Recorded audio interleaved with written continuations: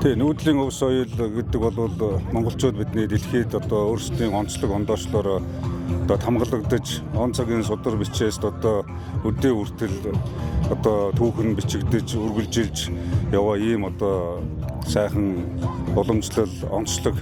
Тийм учраас одоо энэ хүрээнд энэ улс орны тусгаар тогтнол аюулгүй байдал дээрээс нь оршин тогтнохын үндэс суурь болсон энэ язгуур өв уламжлалт соёл хүүхдүүд үнэт зүйлээс орсон таниулахаас гадна яг одоо Улаанбаатар хотын энэ одоо налах дүүрэгт зохион байгуулагдж байгаа нь өөрөө энэ манай одоо хүүхэд залуучууд нийслэлийнхэн за мөн одоо Улаанбаатар хот улс оронд маань ирж байгаа гадна дотныхын нэг дороос монголчууд бидний одоо зөвхөн одоо язгуур соёлоос гадна аж амьдрал ахуйг одоо бас үзэж таних суралцах боломж өгсөн бүрдэж байгаа.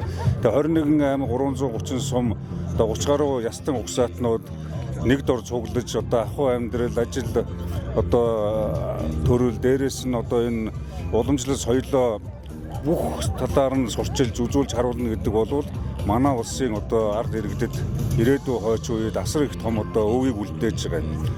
За энийг бол би бас хувьдаа энэ нүүдэлчин фестивал наадмыг бол монголчууд бидний одоо тэр дундаа монгол түмний амьд өв соёл энэ одоо үн цэн энд одоо жил болгон цугладаг болсон ийм уламжлалт баяраа гэж дүгнэж байгаа.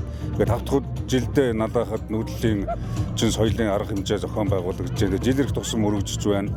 Асар олон одоо гадна дотны зочид гүйчид ирж байна. Дээрээс нь одоо манай иргэд хүүхэд залуучуулж гисэн айл өрх гэр бүлэрээ одоо ирж бүгд одоо сайхан энэ үнэт зүйл өв соёлтойгоо танилцахын боломжийг гаргаж ажиллаж байгаа нь одоо бас төр засгийн энэ чиглэлээр анхаарч байгаа томоохон бодлого гэж үзэж байгаа. Энэ бол зөвхөн баяр наадам биш. Энэ нэг одоо наадахын тулд баярлахын тулд баярлаад байгаа асуудал ерөөсөө биш. Энэ өв соёлоо дархалж хадгалж хамгаалах энэ одоо үндэстний Монгол үндэстний ард түмний маань амьд өв сан энд цугласан 3 өдөр болж байна гэж үзэж байгаа.